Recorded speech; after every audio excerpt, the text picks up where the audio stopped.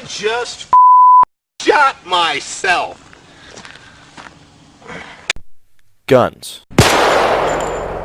It's a hot-button issue that's plagued U.S. legislators for years.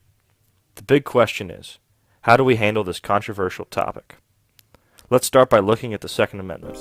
A well-regulated militia, being necessary to the security of a free state, the right of the people to keep and bear arms shall not be infringed.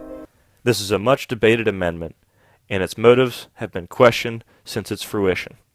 Perhaps the best way to explain the Second Amendment is to provide statistics about the U.S. and its harmful gun usage. As of 2012, the U.S. had 320,000 homicide deaths, with Italy as a far second with 72,000. In terms of numbers, the total number of actual civilian-to-civilian homicides in the U.S. is 9,146 per year, which is fifth behind Venezuela with 11,115, Mexico with 12,309, Colombia with 12,539, and Brazil with 34,678 deaths. One might say the U.S. still has an issue with guns, but when you look at the population of each of the 5 countries, the U.S. outnumbers these countries by quite a bit. When this is taken into account, the number of U.S. gun homicides doesn't seem that much. Another interesting fact is to look at the number of gun homicide deaths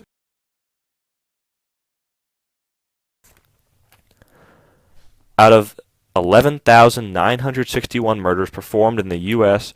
in 2014, only 248 were committed with a so-called assault rifle, while 1,567 were committed using a knife, 660 were unarmed, and the remainder of the entailed various categories of miscellaneous weapons, some of which, I might add, were unlicensed firearms. After having knowledge of these statistics, let's look at the 2 different types of gun control policy that liberals and conservatives debate over. Let's start with the pro-gun control side. This is big.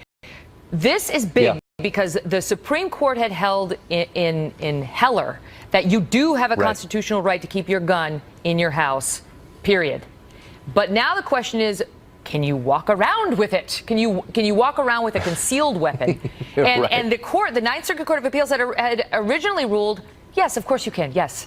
But then they came back, which for like the full panel of the Ninth Circuit is called en banc, and the full panel in a split decision said, forget about it. No, you can't. Enjoy it inside your living room. And that's it. Many liberals point to Australia as a model for gun control. Right? In Australia, we had guns, right? Right up until 1996. And in 1996, Australia had the biggest massacre on earth. Still hasn't been beaten. And now, after that, they banned the guns. Now, in the 10 years before Port Arthur, there was 10 massacres. Since the gun ban in 1996, there hasn't been a single massacre since. I don't know how or why this happened. Maybe it was a coincidence, right?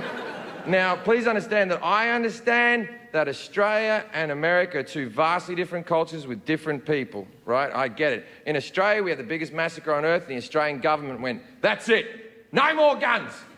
And we all went, yeah, right then, that seems fair enough, really. So we wanted to know, what do the Republican candidates think about gun control? Well, across the board, each candidate has expressed overwhelming support for the Second Amendment. Specifically, there is an open distrust of the government and congressional Democrats in crafting any new gun legislation. They distinctly oppose gun control on principle.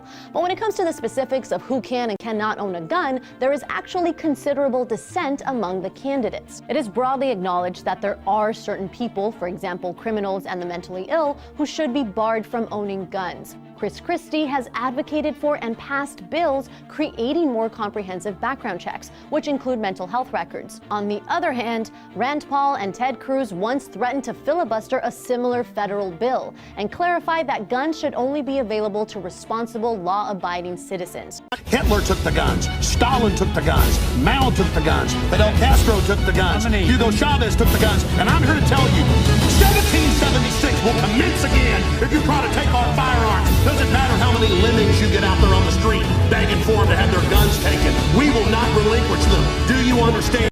I would like to state that as a group, we support the Second Amendment and our right to keep and bear arms. We believe that every law-abiding citizen in the United States should be able to purchase a firearm for self-defense or hunting purposes.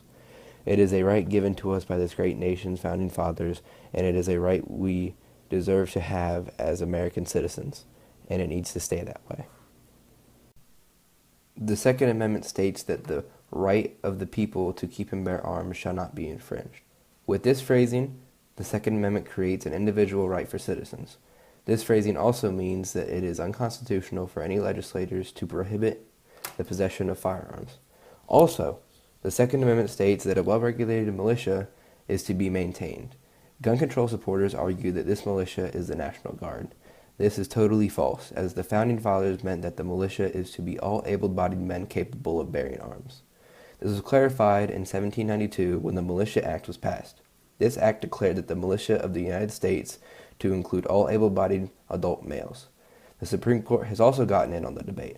In 1990, they ruled that the National Guard is part of the United States Army and that the federal government possesses complete power over the National Guard.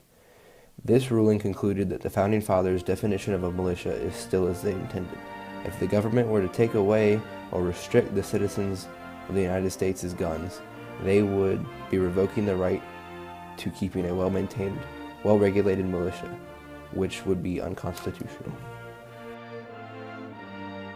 Of course we couldn't end this video before firing off a few shots of this bad boy. This here is one of the most popular rifles out on the market right now. It's one of the most bought rifles. This here is a Ruger AR-15. Its capacity is a .223 round, which is a little bit smaller than a .30-06, which was the most favorite round used